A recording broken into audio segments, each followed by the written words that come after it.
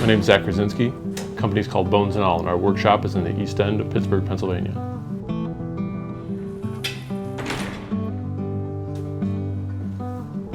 There's something to using or reusing what you have on hand, so materials that are from your local area, or so in the case of salvage, from houses that might be right down the street, to really revere the history and the stories in the material and let that be a guide from a creative standpoint. For me, in a romantic sense, it makes you feel a little bit more connected with the final work.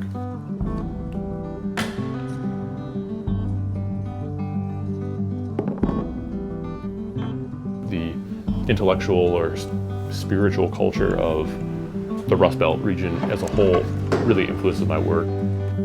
The allure of people that make things, of a region that's known for making things.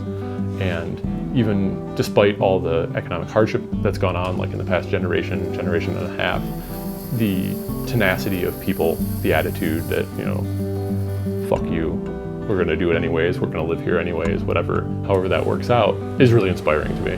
I think that kind of like working, fighting spirit, it just makes me feel good. All the wood that I use for cutting boards is a domestic hardwood. So hickory, hard maple, soft maple, cherry, walnut, cut-offs from millwork, basically, so molding, specialty things like that, that would otherwise end up in the chipper, wood burner, whatever. I kind of salvage that any way that I can. Sometimes I buy it, sometimes I get it for free, sometimes I take it out of the garbage.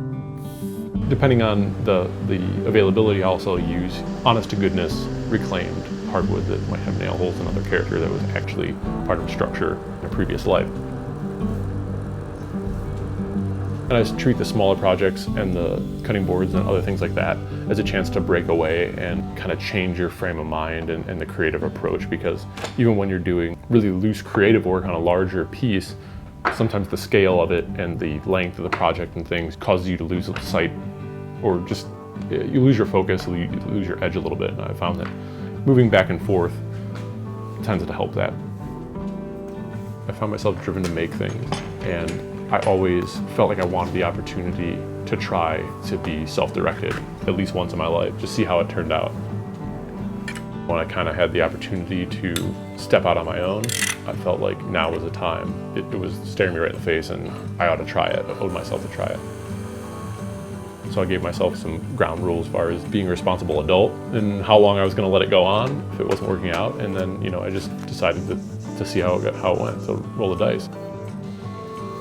That first Monday, waking up with no job, knowing that if I didn't get out of bed, if I didn't get out of the house and go and start making stuff happen, nobody was going to do it. There was no boss that was setting things up I could come in and work on, and there was no staff below me that was taking care of things in my absence. It was just me, or it was nothing.